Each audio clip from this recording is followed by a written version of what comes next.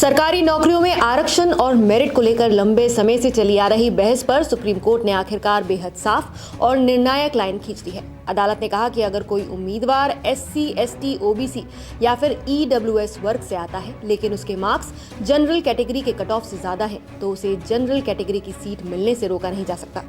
Court ने साफ किया कि जनरल या ओपन कैटेगरी का मतलब किसी खास वर्ग की सीट नहीं है, बल्कि वो मंच है जो योग्यता के आधार पर सभी के लिए खुला होता है। ये अहम फैसला जस्टिस दीपांकर दत्ता और जस्टिस ऑगस्टीन जॉर्ज मसी की 2 जजों की पीठ ने सुनाया।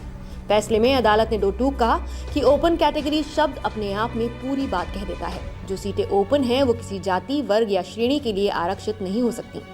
अगर कोई उम्मीदवार मेरिट के दम पर वहां पहुंचता है तो उसे सिर्फ उसकी जाति या फिर कैटेगरी के कारण बाहर नहीं किया जा सकता। इस पूरे विवाद की जड़ राजस्थान हाईकोर्ट की एक भर्ती प्रक्रिया थी। साल 2022 में राजस्थान हाईकोर्ट ने जूनियर जुडिशियल असिस्टेंट और क्लर्क ग्रेड 2 के पदों के लिए परीक्षा आयोजित की थी। इस परीक्षा में कई ऐसे उम्मीदवार थे जो ओबीसी, एससी, एसटी और ईडब्ल्यूएस वर्ग से आते थे, लेकिन उन्होंने लिखित परीक्षा में जनरल कैटेगरी के उम्मीदवारों से भी ज्यादा अंक हासिल किए। इसके बावजूद भर्ती करने वाले अधिकारियों ने इन उम्मीदवारों को उनकी आरक्षित श्रेणी तक ही सीमित कर दिया और जनरल कैटेगरी की सीटों पर उन्हें जगह नहीं दी।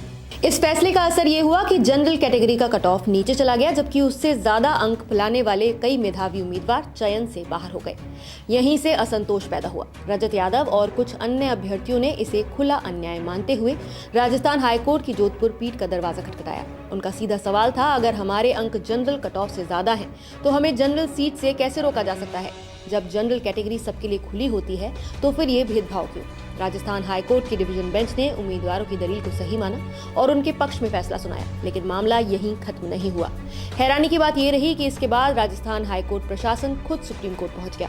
प्रशासन का तर्क था कि अगर आरक्षित वर्ग के उम्मीदवारों को जनरल सीटों पर बैठने दिया गया तो उन्हें डबल बेनिफिट मिल जाएगा, एक फायदा आरक्षण का और दूसरा फायदा मेरिट का। सुप्रीम कोर्ट ने इस दलील को पूरी तरह से खारिज कर दिया। अदालत ने कहा कि ये कोई दोहरा लाभ नहीं है, बल्कि मेरिट के सिद्धांत का सीधा पालन है। जस्टिस दीपांकर दत्ता ने फैसले में साफ लिखा कि ओपन शब्द का मतलब ही ये है कि ऐसे पद किसी भी श्रेणी से जुड़े नहीं होते। जो भी उम्मीदवार योग्यता के आधार पर वहां पहुंचता है उसे उस सीट के लिए योग्य माना जाएगा, चाहे वो किसी भी वर्ग से आता हो। अदालत ने केवल सिद्धांत की बात नहीं की, बल्कि भर्ती प्रक्रियाओं के लिए स्पष्ट दिशा निर्देश भी तय किए। कोर्ट ने कहा कि अगर कोई आरक्षित वर्ग का उम्मीदवार जनरल कट ऑफ से ज्यादा अंक लाता है तो उसे जनरल कैटेगरी का उम्मीदवार माना जाएगा और उसका इंटरव्यू भी जनरल कैटेगरी के तहत होगा। अगर अंतिम चयन में उसके कुल अंक जनरल कट ऑफ से नीचे रह जाते हैं तो उसे उसकी मूल आरक्षित श्रेणी की सीट पर विचार किया जा सकता है। लेकिन सिर्फ ये कहकर कि उम्मीदवार आरक्षित वर्ग से है, उसे जनरल सीट से बाहर नहीं किया जा सकता। फैसले में सुप्रीम कोर्ट के 1992 के ऐतिहासिक इंदिरा साहनी मामले का भी जिक्र किया गया, जिसमें ओबीसी आरक्षण को संवैधानिक मान्यता दी गई थी। कोर्ट ने याद दिलाया कि उस फैसले की मूल भावना भी यही थी कि आरक्षण का मकसद अवसर देना है, न कि मेरिट को दबाना। जस्टिस दत्ता ने साफ कहा कि आरक्षण की मौजूदगी इस बात पर रोक नहीं लगा सकती कि कोई योग्य उम्मीदवार अपनी क्षमता के दम पर अनारक्षित पद को हासिल न कर सके। 5 जनवरी 2026 को आया यह फैसला देश भर की सरकारी भर्तियों पर दूरगामी असर डालने वाला माना जा रहा है। ये न केवल मेधावी उम्मीदवारों के अधिकारों की रक्षा करता है, बल्कि जनरल कैटेगरी की असली परिभाषा भी साफ करता है।